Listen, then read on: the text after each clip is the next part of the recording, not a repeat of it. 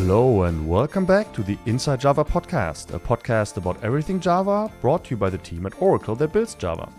My name is Nicolai Parlog, and today's episode is a conversation with JVM wizard John Rose. We recorded it behind the scenes at JavaOne in March 2025, when Java 24 was just being released, at the very end of the conference. The conversation goes pretty wide and touches on feature design, the right amount of technical debt, which according to John isn't actually zero, why Rice's theorem demands a mix of static and dynamic checks, how Project Sumatra eventually birthed Panama and Babylon, and in more. So, yeah, a bit all over the place, but John's depth of knowledge and experience made this conversation a real pleasure. Enjoy the episode. And I'm with John Rose, who, since I'm terribly forgetful about the official titles, usually called just JVM Wizard in my head. I think I already told you that in the past. For those who don't know you and your specific title, why don't you quickly introduce yourself? I am the senior architect of the Java virtual machine at Oracle. Okay. And that means it sounds like you're not just looking at a thing, but at all the things probably in the I get to look at everything. You get to look at everything. Oh, yeah. So it's not you have to, but you get to. Yes. It's a positive. Okay. And you want to talk about that a little bit, about some of the things that are going on. And I know that the audience is somewhat aware of these different projects and where they're going. Yeah. But you want to cut across a bit. So yeah. I'd like to talk a little bit about everything.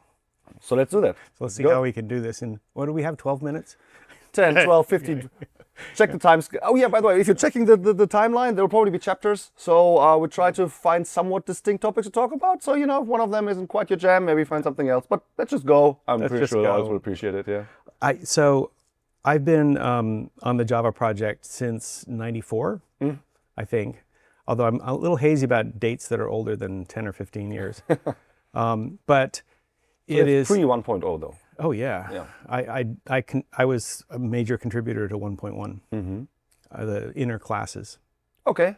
That's me. That's the thing that we lived with until we got lambdas, which are better. Yeah, good point. Should have done lambdas back then. Arguably. No, I was just joking. It's really hard to tell what to do. I think it's not fully appreciated how difficult it is to come up with a design that looks obvious in hindsight. Yeah.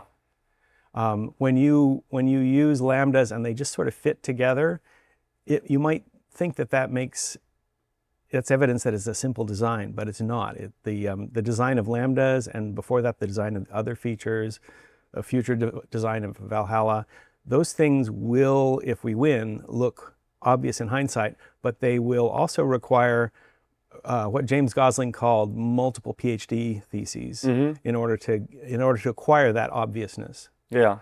And so, but I've seen it happen repeatedly. We have a wonderful team, the original Java team, as it's grown out into the community. Now the team is multi-corporational and open source. Yep. It requires really good people with vision and the ability to make all the details of the vision come true, which are separate abilities. But we have all of that. And we have, so I've seen repeatedly in the Java project over its 30 years, people have come together and said, well, we need to solve this hard problem. Let's figure it out. Let's take the time we need to figure it out. Sometimes there's a rush. Nowadays we can look at the big picture. There's usually not a rush, unless there's a security problem or something like that. Sure. So we take the time required to figure out the solution that doesn't leave any sharp edges that we didn't need to have. Sometimes there are sharp edges like erasure and generics. I would classify that as a brilliant admission that we need something that's a little bit off here in order to make everything else work. Yeah.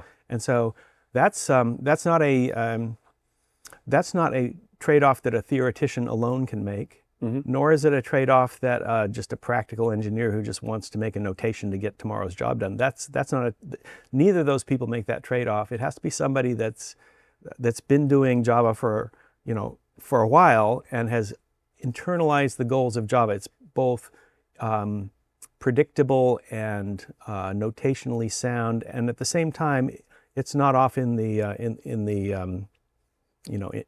I was going to say Valhalla. It's not off in the clouds. Oops. We're going to get to that probably. You can cut that one. It's not off in the clouds of theory, Yeah. where where a continuation is an object that's just like any other object, or some other theory, or where we don't have primitives. Java has primitives. That's a key evidence from the very beginning of Java that there was a very clever melding of theoretical goals like garbage collection, no more free calls, with practical goals like, well, we can't box all of our integers. We need real ints in our code. So spiritually, Java would want to have just the wrappers, right? Like that would ideally, if that would be feasible back then, that would probably have been the chosen path. But without proper primitive performance, that would have been, that from the start, I guess. Yeah, and there are analogous trade-offs that we are making now in Valhalla that are of just the same sort. Spiritually or ideally, you might say, well, of course, everything should be an object. That's a nice thing if you can get it, but hardware does not like that. And if you want something optimizable on today's hardware and the hardware of, say, the next 20 years, everything as an object won't fly. There have been vendors that have tried to make everything as a capability machines, and they never fly. I don't even know what that means, but I trust you on that. Yeah, it was 30 years ago in Intel. Okay. So popping back. I wanted to mention one thing. You said that they have this team has is working on these things for that long. I also find what it also needs is the courage to, as you said, to admit to a sharp edge when it's necessary, but also to be willing to go further and look further and not pick like the first thing that looks about right. Specifically, everybody, probably led by me, clamoring at the doors, like, give us whatever, Valhalla, for example, or give us this feature, give us that feature. And it's like, we get that you want this, but it still takes time to be this, as you said, like to be this obvious in hindsight and not give everybody the vibe, oh yeah, clearly this is a complex feature. I can see all the complexity right here. That's not quite winning. Yeah, exactly. That's not winning. Yeah. So we want, Valhalla has had, depending on how you count, like 5 to 10 different prototypes. We've done the virtuous thing of make a prototype, get the learnings, throw it away. Yeah. We've done that a lot with Valhalla, and it's not because we're so virtuous. It's because when we get the end of the prototype, we say, okay, we understand something more now, but oh my gosh, there's so many sharp edges here. We don't get migration compatibility. Users will have to recompile all their class files. We haven't got there yet. Yeah. One of the exciting things about my job is that I get to work on all of the projects that interact strongly with the VM. So Valhalla is one of them. And we have made, in the last few years, some astonishing realizations about the physics of Valhalla objects, which we had no clue about 10 years ago when we were starting up. I look at some of my blog entries from 10 years ago on the subject, and I'm going, well, I've learned a lot since then. You better, since you spent 10 years on it without delivering. Right, exactly. Yeah, we haven't been idle. Yeah, that's basically a big chunk, right? A big chunk of that is not sitting down working on the solution, but sitting down, understanding the problem, learning about the problem space. And I think that's something that most developers know from their daily job, but also there, I think probably more than OpenJDK.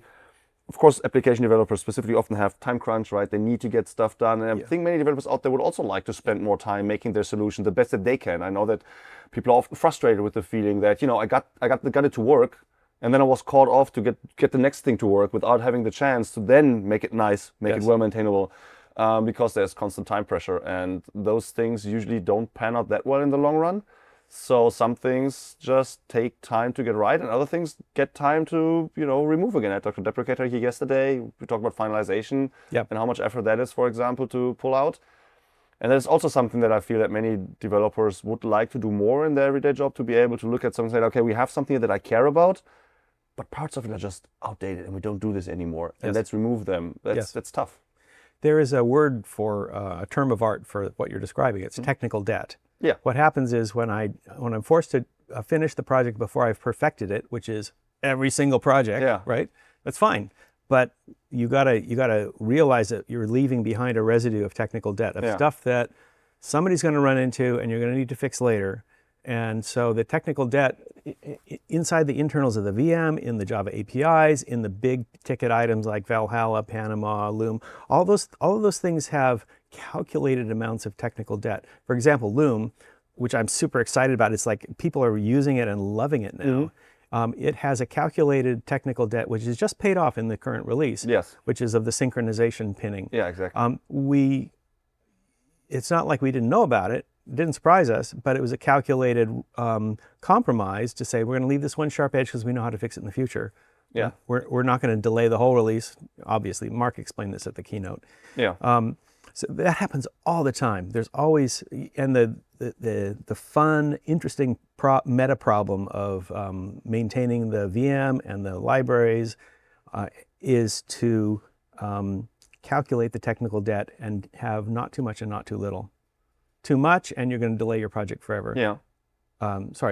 Too much and you're going to over deliver too soon. Too little and you're going to delay your project forever. So you want to right size your technical debt so you can deliver at the time when you can give a design to the user that seems almost right in hindsight, and that you can fix the remaining bits in future releases. Yeah. Over and over and over again we do this. With Loom, I remember Loom we started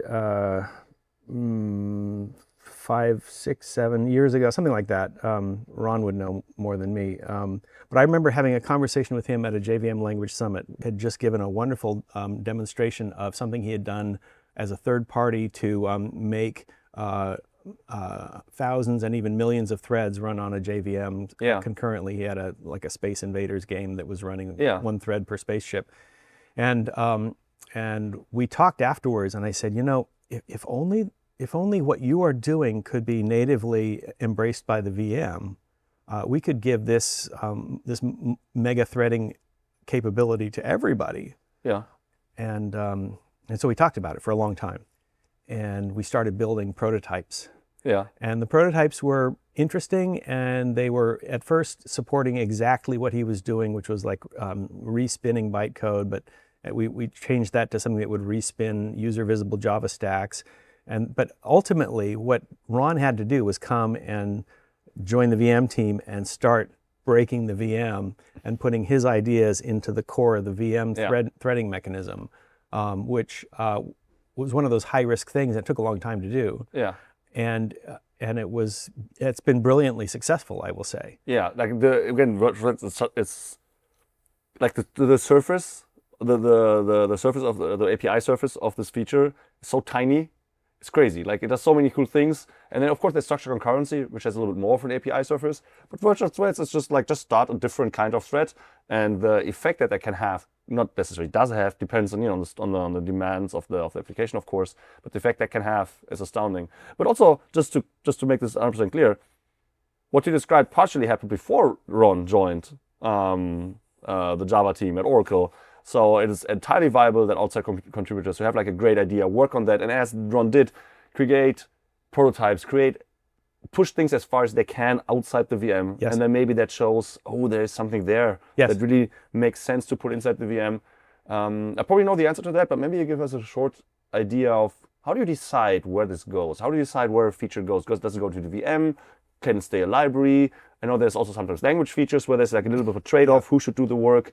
Maybe you can go a little bit into that so people understand what your considerations are there. That's a lovely set of problems, they don't have obvious solutions. What you do is you try to build something on top of the Java stack, on top of the JDK, and you see what works and what doesn't. Mm-hmm. And then you ask yourself, what's slow or what doesn't work at all? What hooks do I need from the JDK? Nowadays, people are realizing, well, I really needed virtual threads. I'm glad you guys thought of that. Thank you very much. I'm going to use that hook. But sometimes, if you're really determined to make something work, you can even force the JDK to kind of admit that it doesn't have the hook you need. Mm-hmm. Then the next step is to talk to some JDK engineers, or maybe pretend to be one, although we don't recommend that as a normal act.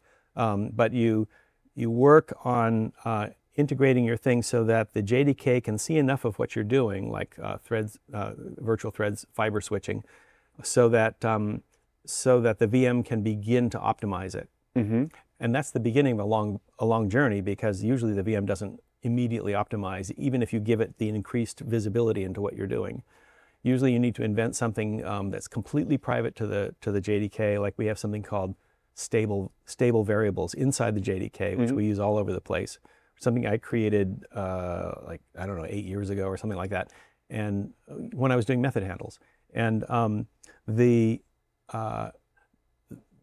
things became more and more useful, but they're boxed inside of the JDK. But that was a necessary step to have something JDK only, friends and family, we call it. Yeah.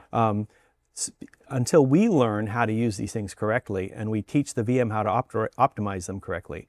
Meanwhile, the person who did the prototype is waiting patiently, I hope, for for some of this good stuff to get upwards. There's a talk at today's Java, today I think, or yesterday, Peraki.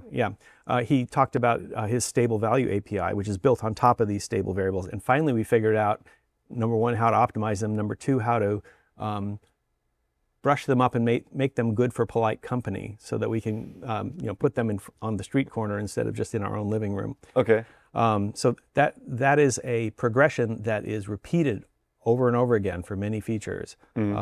First, we find a pain point of something we want to do and we can't do.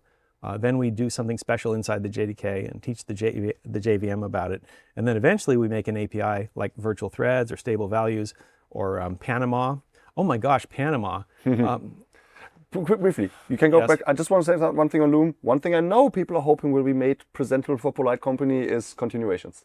I don't even want to force you into giving an opinion on that. I just want to relay. I hear that you. People really would like to I hear you. We have I hear you. continuations exposed so that they can build Yeah. fancy stuff on that. Yeah. Because I know that they're an inside mechanic within Loom, right? Oh yeah. I mean, there's always inside stuff that the if the users look at the source code, which is open source, they're going to say, I want to play with that toy. That's really great. Exactly. And 100%. please believe us that we can't always make the toys, the good features, fully available until we figure them out, and that takes time. So with the continuations, there's an issue of making sure that they are properly composable and they don't subvert the optimizations that we have for regular virtual threads. There's a number of issues with continuations, which Ron is he knows this. Ron Pressler will tell you at length why continuations are not yet available. They may in the future be, but there's strong reasons to say let's make sure we know how. Let's sure we make sure that we know how to use them, and then we can build APIs that teach end users how to use them without what Brian Getz calls sharp edges or foot guns. Foot guns, yeah. It's really easy to say, well, sure, you can have the unsafe API. Why not? What could go wrong? Yeah. But then we're going to get a flood of a downstream. It's probably a coordinate concept to technical debt. It's like karma. If we let something unsafe, literally unsafe or figuratively unsafe, out through our APIs, it's going to serve no one ultimately. There's a few people that will say, "Yay, my demo works," but oh gee, I can't productize it because it falls over, in production. Yeah. So it has to be bulletproof before we let it out of the lab. But luckily, our own production environment is the lab, which means we exercise these things very vigorously as we go.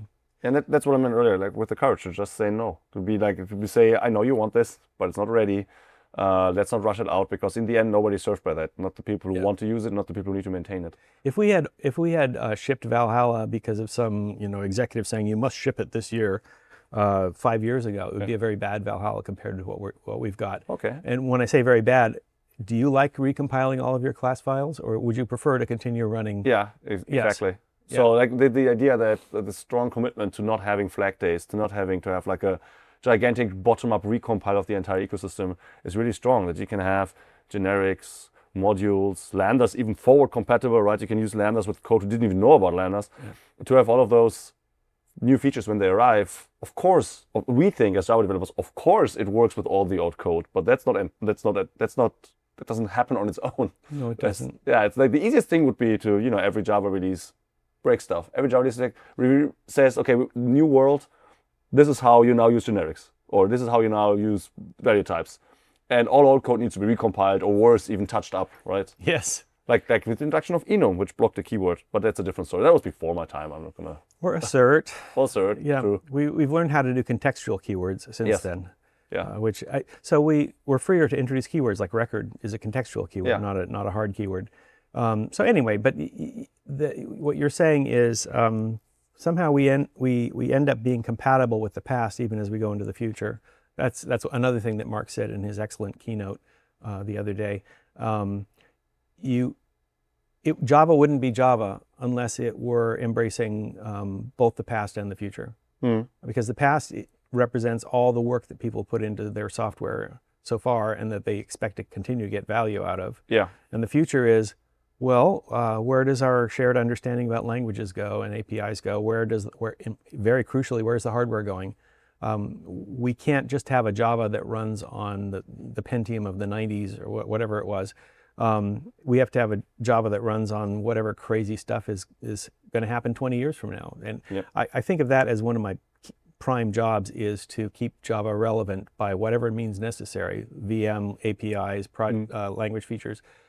Keep it relevant after I've retired, years from now. And so far I think we've done a pretty good job with that, but it involves things like getting Valhalla just right, getting Panama just right, getting Loom just right, getting Sumatra. Well, that's a story. That's a story. Okay. Want to go there? Yeah, I want to go there. One. I want to talk about it. I want to clear the air, it's really important. It's an important example of throwing away the prototype. Since roughly the turn of the millennium, we have known about GPUs, we've known about Tesla boards, we've known about all those things that you want to run stuff that's the super new hardware that does linear algebra very fast, or does graphics very fast. We of course want Java to run on those things, and so we took a run at it, and we said we're just gonna fire up all the engines, and we're gonna pound on it until it works. So we did Project Sumatra, and we did pound on it until it kind of demoed. When did Sumatra start? Pretty old one, right? Almost 15 years ago. Okay, so 2011 maybe, something like that. Let's put it there. Yeah. So yeah, before that we were just thinking, and what we could do. There's lots of problems with like native with Java heap data talking to GPU memory. That's one problem. Another problem is the coding model on a GPU is restricted relative to a JVM, so you can't just port the JVM to NVIDIA board.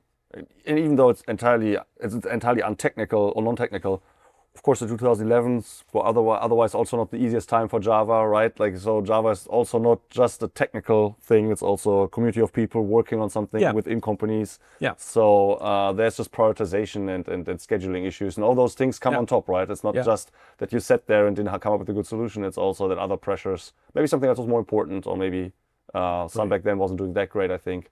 There were some struggles there. I will say at one point our VP at the time, Mark Cabbage, said, "Get your house in order, start doing regular releases." And we said, "You mean like as often as a year?" He said, "No, 6 months." And we said, "Impossible." When was that? Inconceivable. This was about the same time. Oh wow, okay. He was way ahead of the curve then, huh? Yeah, he was. And we figured it out, and I'm so glad we did, because that means that we can actually get smaller pieces in sooner and more reliably and predictably. But Sumatra was going to be this big bang, where no GPU and suddenly all GPU, just a class file running on a GPU, which means the JIT needed to be taught about PTX and whatever other intermediate languages there were for GPUs. And we got it, like I said, we got a demo running. There were some personal heroics going on, but I would say there were no architectural heroics. It was all just a sort of a slog to make all the pieces fit together, at least for the demo. And we demoed something at JavaOne, I think, but it didn't feel right, and it wasn't scalable to a product quality thing. So we said, you know what, we're going to back away from this. And when I was very disappointed, but I remember at a JavaOne thinking to myself, well, what do we need? We need something like, we need a better native interconnect, because the JNI methods for Sumatra were killing us. They were different for every single platform, and it was just, writing all that JNI was just miserable. And I'd already done prototypes like 10 years before that for automatic connection of the JVM to native code. But at that point, JNI was the only answer, and it had to be so for various non-technical reasons, I guess. We were afraid to touch JNI. So, but after Sumatra, I said, I need to take another run at this. We need something better. And so I remember, I think I was at a JavaOne thinking, what's a connection between two worlds? Well, that's Panama, isn't it? So I said, we need a project. Yeah. So that's how Panama started. It was out of JavaOne. And likewise, a little bit later, we said to ourselves, we need some way of representing the bytecodes in the class file, but not to run on our general purpose processor, but to run on the GPU. And that means either you teach the JVM how to transcode to the GPU wrong, or you get JDK libraries. Remember I said the way to prototype things is you build a JDK library and then you find out what hooks it needs? Well, in this case, you need a JDK library that can look inside of lambdas and method bodies and transcode those using JDK code, not VM magic, transcode them to the GPU and offload them via the GPU's offload interface, which is a native interface which Panama gives you connection to, and JNI is not suitable for. But when you just said teaching the JVM those architectures would be wrong, then I could ask, but then, I mean, it knows about different CPU architectures. Why is it so, maybe in hindsight, clearly wrong to also teach about GPU architecture? Because what you described with Sumatra at the surface level seems obvious, right? Like you just go, you support x86, then you support x64. At some point there was ARM, and then GPUs just seems to be one more platform to run on. Yeah. So, well, Java in its core soul wants to be MIMD. It wants to be multiple instruction, multiple data. It wants to have threads, each thread running a completely independent set of things. It wants fast and slow paths where if it wants to take a garbage collection break, it can do that, and other threads go, other threads, if it wants to do something like block on a socket, other threads can go with garbage collection. There's sometimes a safe point, sometimes not. Threads mean you never know what you're going to do next. That's what thread means. A GPU, everything has to go in lockstep. That's SIMD. Yeah. Long ago, in the 80s, I worked for Thinking Machines on the connection machine. And very happily, I learned about SIMD, which is single instruction, multiple data, and how you can actually do enormous feats of wondrous computation by having a lot of small processing elements do all the same thing at once with limited cross-lane computation, communication. I worked on the C* language in those days. Again, so more time. So I came to Sun, and then was acquired by Oracle. And all that time I've been thinking, Java should go SIMD someday. How is it going to do it? And during Sumatra, I thought of one model for it. But ultimately, Java does not match well with SIMD because there's always an exception. There's always a thread that has to see a null and do something special for the null. There's always an aggressively optimized method that sees a condition it hasn't been compiled for, and so it needs to de-optimize and recompile. There's always stuff like that going on in the VM, and ultimately it settles down and your workload runs at peak speed. But GPUs do not take well to exceptions. They want everything to go the way everything else goes. You can't have a null pointer exception in the middle. You can't de-optimize. And even the communication back to the compiler is like ridiculously slow. So you need computations of a different shape for GPUs. Yeah. For people who want to try that out, there's a SIMD for the CPU adapter basically now with a vector API that is in its 9th incubation at the moment. Everybody's crossing fingers that we're going to see, Valhalla, and then it's waiting for JEP 401. Yeah. Actually, that was an interesting misunderstanding I had around that, but that's like third on the list of what to talk about. Vector API. So Vector API is there and it's usable. It does SIMD on the CPU. And for people who want to try out how different that thinking model is, you can try it out. You can use it. And there's a great article by Gunnar Morling who did FizzBuzz with it. And you can really see how you have to contort kind of like the things that the SIMD instructions give you to make it into their world. You can really see early on, like if you just do math, it's somewhat straightforward, but other logic is really kind of hard to force into that. It is. And all the more so, I guess, when you're not doing it on a problem-specific level as the application or library developer who knows their problem, but at the VM level where you don't know the problem, you would have like a general translation mechanism from whatever Java usually does into this model. And you're saying that's why Sumatra ultimately was like architecturally unsound. Yes, okay. Yeah. You can, and we did this at Thinking Machines in C* and other languages of the time, you can compile control flow like if, then, else, and loops down into SIMD primitives using masks. Yep. Control flow compiles to mask, and with today's vector API, you're on your own. There's no control flow. You have to use masks. Yeah. The masks are there if you want to use them. That's the biggest difference, I think, when using it. That's why arithmetic is easy, because you know how to do plus, and SIMD plus is the same. Yeah. But control flow with mask is really, it's just weird. Like I'm not an expert at all. I haven't used it a lot. But when I use it a little bit for demos, you really notice how you have to like really flip your head around. Like, how can I express this with like a lane-wise mask or whatever? It's really interesting. So you brought up Vector API. That is something else that I started with the help of Intel, who's always been for a long time been an extremely useful friend, helpful friend working on Java. The Intel people and I and others like Paul Sandoz and Vladimir Ivanov, we have worked on bringing a SIMD model that is native to the JVM, but it has to be explicit. You have to code in a funny way. It's not just Java code. It's weird Java code, and when you need to do it, you do it. But it's ultimately we want the Vector API to be the back end for something friendlier. And so this leads to the third learning from Sumatra, from the failure of Sumatra. And this is another thing I couldn't pinpoint when I can pinpoint it anyway. It's not clear when this came up. Recently, Paul Sandoz has been doing brilliant work on something called code reflection. That's the third learning from Sumatra, because what you need to be able to do is take a lambda that has like an if-then-else in it and a perfectly innocent-looking math algorithm, but it has conditionals and loops in it. Maybe it's a relaxation algorithm. And you need to say, I'm not going to run that on the JVM. I'm going to run that in SIMD fashion, which means the same lambda runs in parallel on every lane. And all the lanes are running in lockstep doing that same lambda.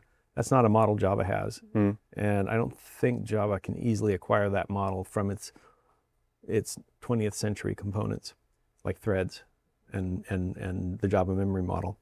But if you take that lambda with a very nice looking loop and if then else and math operations and so forth, and you crack the lambda into its code and you reflect the code, and you get a model of that code which says, here's what's going on inside that lambda, and then you pass it to a GPU compiler that somebody's written in Java, because it's good to write compilers in Java.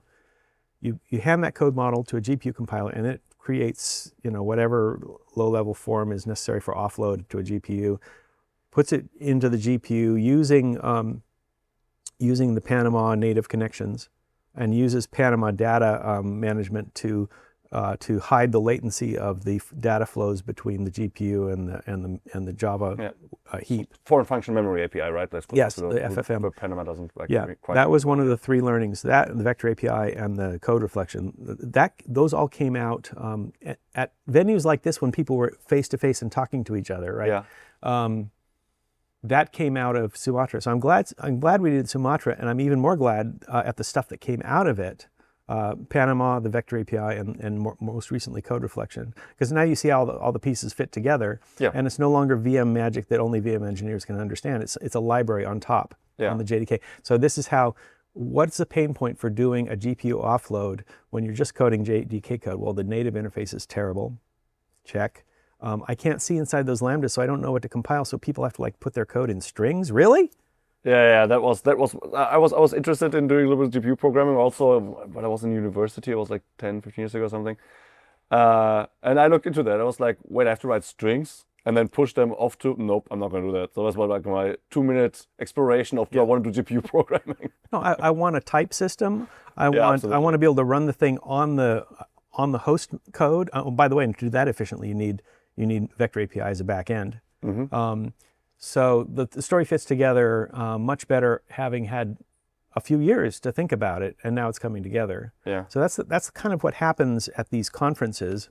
Can I show you an artifact? Yeah. At this point, we start to dive into Java's history, particularly of the JVM Language Summit, based on old t-shirts and even a tapestry that John conserved and brought with him to show me. If you're not a fan of the memorabilia, let me remind you that there are chapters on the timeline that make it easy to skip ahead to the more technical topics. Oh yeah? I'm wearing an artifact. This is a Java shirt with one of the original embroidered Java logos. Oh, it's embroidered? Yeah, it's embroidered. I'm not gonna touch it. I'm not gonna trust you. So how old is that one? Oh, it has JavaSoft on the... It's like 20 years Yeah, I old. was going to say, if it says JavaSoft, it's kind of old, I guess. 25 years old, maybe. Yeah, it says on the sleeve it says JavaSoft. So Yeah, that will date it. Yeah, that will date it. That must be mean. I have another shirt that says Sunsoft. I have one that says a shirt like this that was made for the 1.4 release. Yeah. Which I think that was the one. It was called Merlin. And on the shirt it says very proudly, Merlin, the best Java 2 ever. Is before we'd figured out the numbering scheme that we use now. That's also something that Java figured out. Now it seems to have settled down. Although, okay, I'm just going to do a personal gripe here. When the new versioning scheme was developed, there was for a moment an idea to do it like for years, to say basically Java 18 was going to be 2018, but then there's a little bit of trickery about how do you deal with the 2 releases, how do you name those, and then after a short moment where that's maybe the thing we're going to do, it flipped back to no, let's just use increasing numbers. And I get that, and that makes perfect sense. But now everybody kind of got used to it, and now I wonder, and this year is the chance, or I'm pretty sure it's not going to happen because it's just a couple of months ahead. This would have been the chance to align with years, because I think the really good advantage there is, and I'm not sure it's worth any effort, but I think the really good advantage there is we want people to use the newest Java, the latest Java. And there is a gazillion conversations happening about that between developers and managers and technical leads all the time. Java versions. And I wonder, couldn't each of those many conversations get the tiniest bit more efficient and streamlined, and also more pointed if the Java version, the Java in the calendar year would align? So your manager immediately understands that Java 25 is 5 years old because now it's 2030. So somebody came up to me at JCon, I think, last year, and talked to me. And initially my reaction was like, no, that was already discussed about, and no, we're not going to do this. And then he talked longer to me, and the longer I listened, I was like, it does sound really good, actually. And then I went to Mark, and Mark was like, he was not having it. He was like, we had this conversation ad nauseum. Oh, we did. Back in the days. Yeah. We're done with it. But I still want to bring it up. So I did my due diligence. Technically, DevRel means information goes both ways. So I did it now. Okay, well, there's a line from Princess Bride: "Get used to disappointment." Ouch. No, I'm disappointed too. But I'll tell you, this is one of those things that I don't devote brain space to. Yeah. So I couldn't tell you. I remember those conversations. I remember them being ad nauseum. I remember agreeing at the time with the reasons, and I've garbage collected the reasons. So I'm sorry I can't give you a response. That's true. Yeah, but that's good that they're often off their public, right? So Mark pointed at an old document where this was all discussed. Yeah. Maybe they'll have a change of heart. It's but it better happen soon then, so I don't think it's going to happen. I understand. Okay, but I entirely sidetracked you. You were talking about how Java now somewhat figured out, or mostly figured out, maybe just, okay, let's just, Java figured out how versions work now. Great, took us like 20 years, but we got it. Back in the days, it was JavaOne, that was Java 2, and then 1.4 is technically Java 2 release. We're not going to go into the details, but I know that Simon Ritter gave a talk at JFocus, I want to say, where that was part of the presentation, like all the weird ways Java stumbled across its own versioning scheme. It's pretty funny. I think we embraced the single digit when we got to Java 5, if I recall correctly. We did a lot of things different in Java 5. Yeah. That was one of the great flowerings of the Java language, to add autoboxing and generics, not generics cross primitives. We have to wait for Valhalla for that. Yeah. But so that was a time when I think we didn't feel like we needed to just be sort of apologetically adding more Java 2 stuff. Yeah, but not to put too fine a point on it, but what exactly did Java itself say what its version is when officially it said Java 5?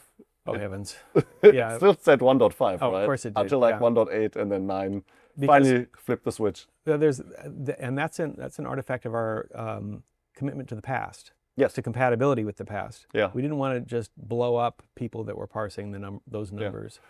And that's the funniest thing, right? So modules in JDK 9, I don't want to say broke a few things, because modules themselves actually only disallowed things that were already not allowed. So that's one thing. But in practice, it broke a few things because people were doing things that weren't allowed. Yeah. But also 9 contained other changes that were potentially a migration hazard, often unrelated to modules. So modules get blamed for all of that. The versioning scheme is actually a big one. I think it was Log4j1, which has a feature that only works, I think, on Java 4 or higher. So what it does is it asks for the Java version number, Yeah. throws away the first two characters, because that's one dot, who needs that, parses the next one, Uh-oh. and exactly, and then decides, oh, is this above or below 4 or 5 or whatever, and then I make my decision. So on JDK 9, which just had the version string 9, that's it. Parsing the entry string failed. So having log4j, that version of log4j and Java 9 just immediately didn't launch. And then on version 9.01, log4j would be, oh, so apparently I'm running on Java 0, because, it throws away the first two characters, parses the next 0. So yeah, I would recommend Java can change nothing without breaking something. Of course, yeah, because I like to say we're in the business of providing Turing machine material, and Turing machines are famously unpredictable in their behavior. Wait, is that so? Yes. Okay. You can't tell when one's going to stop. Oh, You that's can't what tell how yeah, much memory it's going to take. Yeah, okay. You can't tell whether it will throw an exception, if that's a thing. You just can't tell what they're going to do. All right, yeah, but okay, true, good point. I mean, that's true for all the computers' hands, but okay. There's a problem I love called the busy beaver problem, which is that what's the most that a Turing machine of a given size can produce? Yeah, in there is terms of went memory up to usage. 5 or 6, right? Yeah, and it's an open question because it's completely unpredictable how much memory a 20 byte Turing machine can produce, except that we know it's astronomical. Yeah, but recently Beyond there was a change in like this year or last year, right? Like an improvement where they like proved what the longest band is actually for. 7? Maybe I'm not sure which one it was, but they went one. So they were like, yeah. So basically, at the moment we have to prove all the possible machines. Yeah. What their behavior is. And so there's a whole community around that tracks that and that helps each other, and they crack the next number. But I think it's also pretty sure that the one after that is just, with the methods we have, And unsolvable. our applications, are they larger than 7? Remind me. Yeah, probably. Probably, yeah. So they're harder to predict. Yeah, that's true. Anyway, so the virtual machine has to somehow give you guardrails, but ultimately you can write whatever logic you want. But I will say, don't discard characters. Parse them away, please. Just the public service. Yeah. Okay, but let's backtrack because I kind of threw you off. We want you wear your shirt and the Merlin shirt that said Java 5. So I want to show you some. I brought some more artifacts. May I proudly show them to you? yes, of course. Okay. Go ahead. I'm pretty sure the audience will love to see those. So the very first JVM Language Summit was me and Brian Getz saying, we should have our buddies over for a conference. And then we can just talk about all the plumbing fittings that we want to build. Yeah. And this was in the time of the method handles and invoke dynamic and things like that. It seemed like it was true how it seemed, and the way it seemed was that the world was very open to us to create new VM features, new low-level JDK features, new language features, and so it has been. But this is the first T-shirt, which shows on the back a picture of Duke with a Da Vinci helicopter made out of wood. He's got a ruby in his hand. He's got a thumbs up, and it says 2008 JVM Language Summit. And there's some confused birds watching what's going on. That is printed, yeah? It looks like it's handwritten with a marker, but I think that's intentional. It's interesting. yeah. It's we got an artist who is really brilliant at producing cartoon-like vibe. And so this is not a digital model. This is someone scribbling. Yeah. And of course printed screen. I obviously disagree with the color choice of the shirt itself, but other than that, nice shirt. Oh well. And on the front was a little what Da Vinci badge. Again, this is the Vitruvian Man, but it's Duke instead. And there's a bunch of pseudo-Latin names of JVM languages just sort of scattered around it, labeling what Duke is doing. I see Ruby on Groovy and yes. What's the one at the bottom left? Invocato potens? That's something. Invocatio potens, invoke dynamic. Oh my god. Yeah, okay, I got it. And there's Serpens, which is Python. Yeah, makes sense. Okay, I got Python is a Greek word. Yeah. So anyway, that I had a lot of fun making this. So I basically got into the business for a number of years of working with talented artists to make really goofy shirts full of nerd jokes. Let me show you 2009. The theme is The Sorcerer's Apprentice. Yeah. And you see the little brooms in there? What the are they? little lambdas? They're lambdas, yes. Oh, they have they carry the method handles. Wait, shouldn't it be the other way around? Well. Doesn't matter. But the walking lambdas are nice. Yeah. Yeah, I wish I could work with talented artists, but my thumbnails are all made by my boss, and so they're like pretty mid.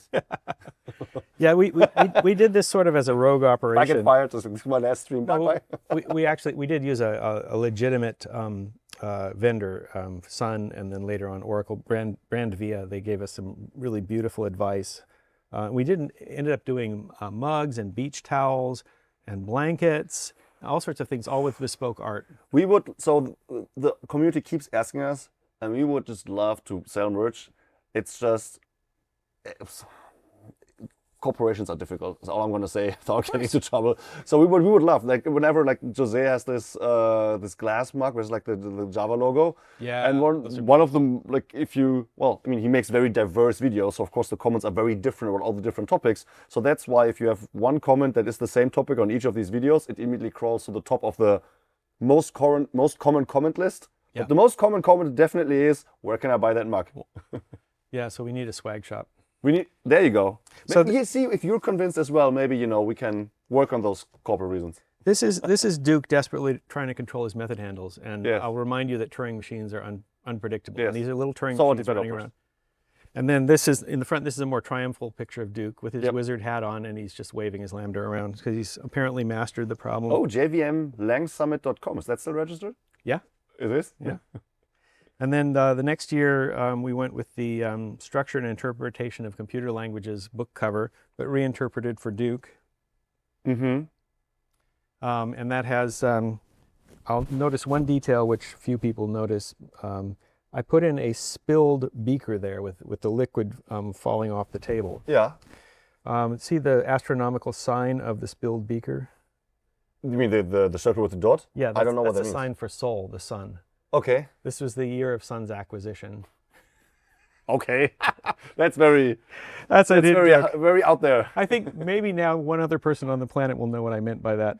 But it was, it was fun. But the best part about this is we really emphasized the dual static and dynamic nature of Java. So I put a little yin yang mystic globe there. Yeah. That the confused, surprised wizard is holding.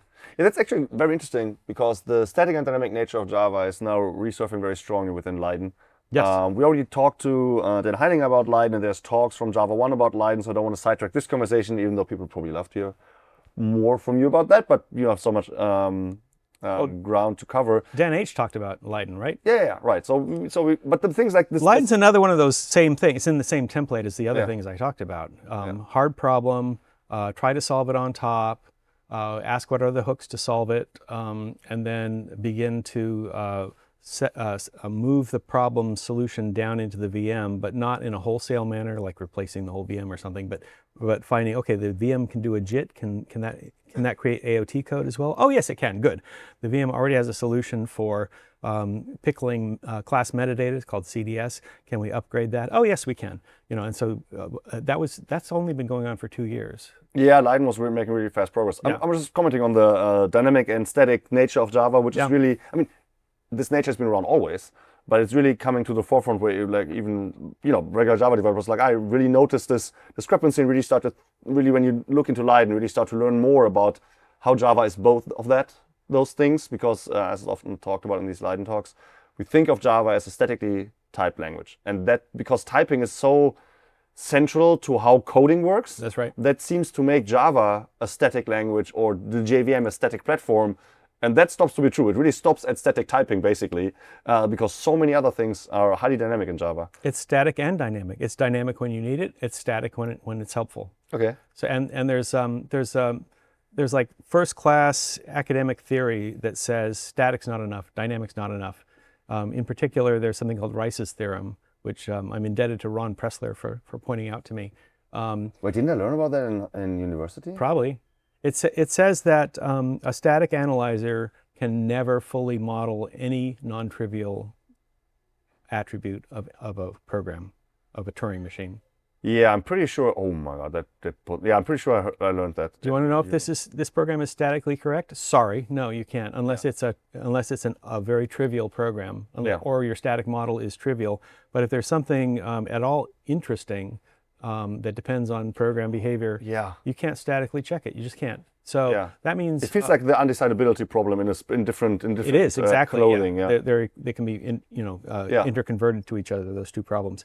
So in any case, and so Rice is a generalization of undecidability because that says because decidability is one interesting property. Yes. Yeah. Or halting. It's it's an inescapable generalization. It says if you want to do something interesting, you need dynamic checks, please. And your program sometimes going to fail those checks. You can't rule that out.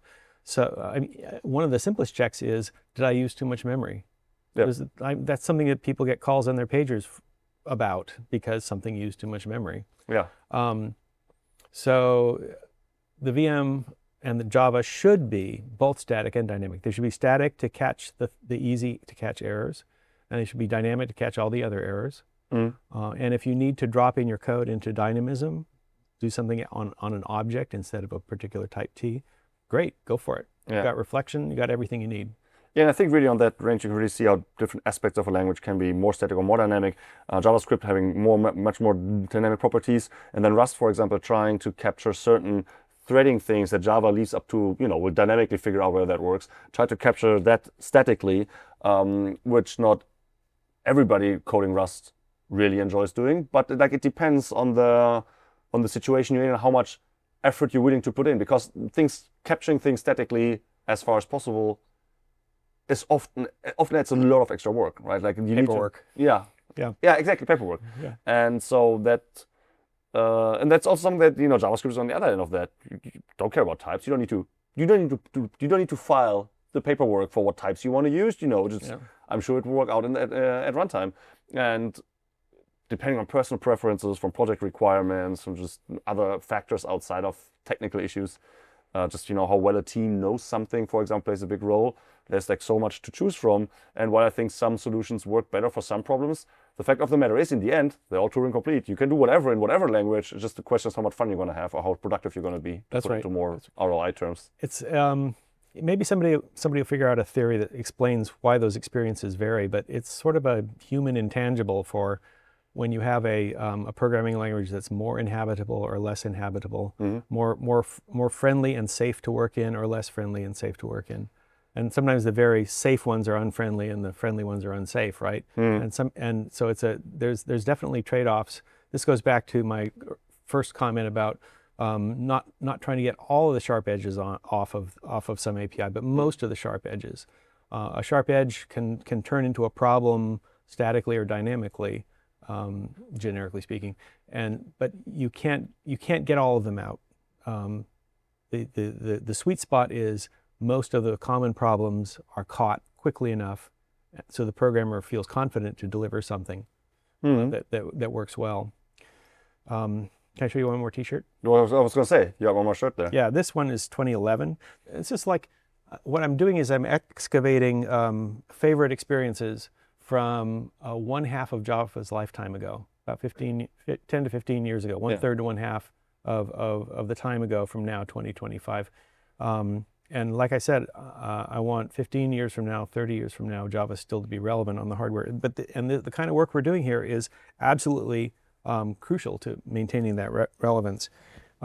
This is the 2011 JVM Language Summit. You can see there's the Escher stairs. Yeah, the Escher stairs. So I'm not sure you're transporting quite well enough that Java is supposed to be a simple and easy to use language with iconography like this. No, this is more like the VM implementer's view of Java. Okay, so your life is terrible, so ours can be good, is what you're saying? Yeah. I think... is that Babylon? But that Babylon is not Babylon, is it? I mean, so Project Babylon, what you said earlier about code reflection, that's part of Project Babylon, but back then nobody had an idea about that. Not yet, right? Yeah. Not yet. No, we were beginning to think about code reflection, but we applied the name Babylon relatively late. So there's a Rhino in there, and there's a bunch of stuff about parallelism and lambdas. You need to angle it a bit so the camera can see. Yeah. There's some f of x and some parallelism. That's representing what we were beginning to learn to do with lambdas and streams. Look at you advertising specific wiki implementations like Confluence there. That wasn't intentional, but yeah. I get it. Yeah. Okay, it's cookbook there. There's a lambda there. That what is this lambda x? Oh, it's just an addition function, I guess. Okay, I see the hash character. It was here. It was also on the other one. Yes. Is that for like invocation of something? It looks like a. We thought at one point before Java 8, we thought that sort of a hash prefix was necessary to introduce a lambda, And eventually the job that Brian and company did with Lambda was so much better, where you have some easy to read expressions, and the anchor point of the Lambda is the arrow in the middle. That's how your eye tells that you're looking at a Lambda. Yeah. That's better than like hash, open brace, close brace. There were some proposals like that, which got onto my t-shirts. Yeah.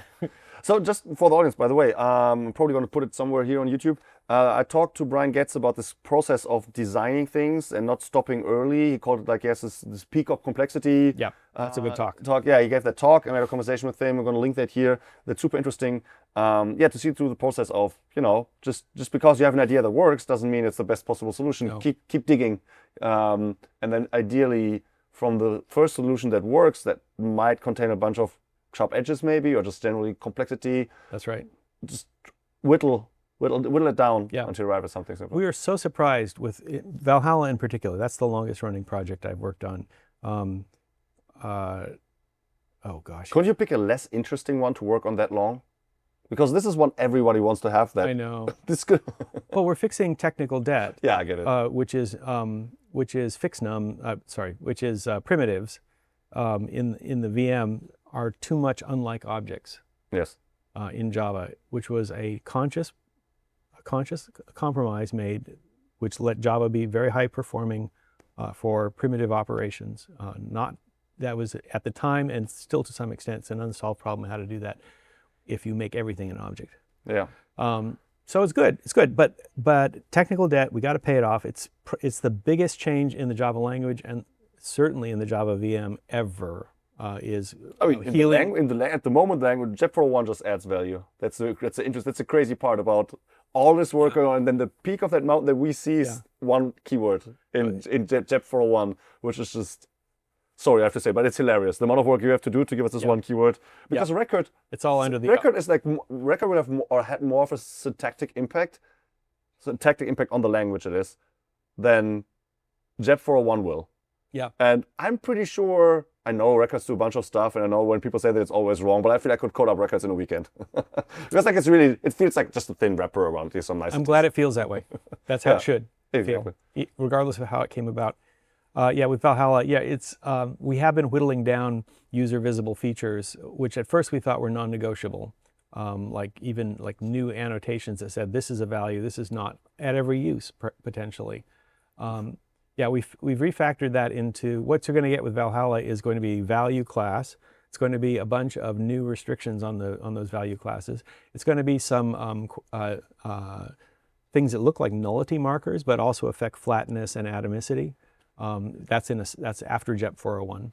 Yeah. It's going to be a bunch of new things you can do with primitives that you always wanted to do but couldn't, like call a method on an int, or just treat an array of ints like an array of objects. We're going to be able to do that. That's pretty cool. We can finally have array list of int being backed by an int array at some point, right? Yes. That's no promises. Safe harbor slide. Yes. Don't take this as a product announcement. But this is healing the rift, and we are solving multiple PhD level problems of getting everything to look like an object eventually to the right extent. There'll still be distinctions that you can rely on, but it's going to be be better. Even in the last few years, we've come to realizations that no, we don't need to make this user visible. We don't need to recompile that. I've said before, that's so surprising to me. It took a long time to figure it out, and when it came to me at a JVM language summit, that's when I realized, we can do that. That we don't have to recompile classes to instantiate Java lang integer. Yeah. So the meaning of that is that if a library pre-Valhalla contains code that says new integer, yes, then that once Valhalla is all done, then that new integer will also behave like a value type. Yes. Without that library ever having to get recompiled, because it's all just in the runtime. It's magical. I would have told you 10 years ago it's impossible. Don't try. I did tell people that. Should we maybe start to call it a day? I see you have one more thing there. Yeah. Let me share it.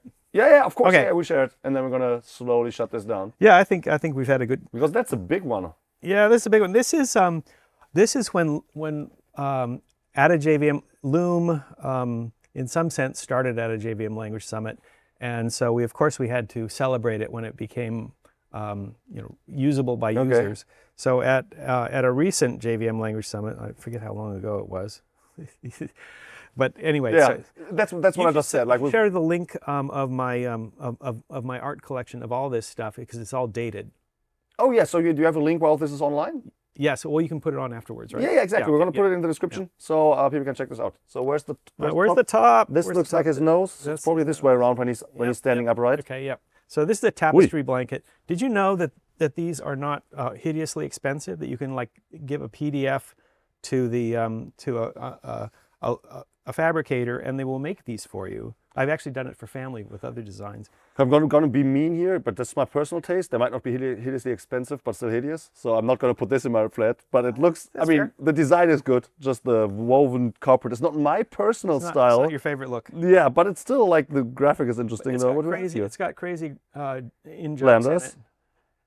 Yeah, there's a big lambda-shaped loom. It says JVM LS MMXIX.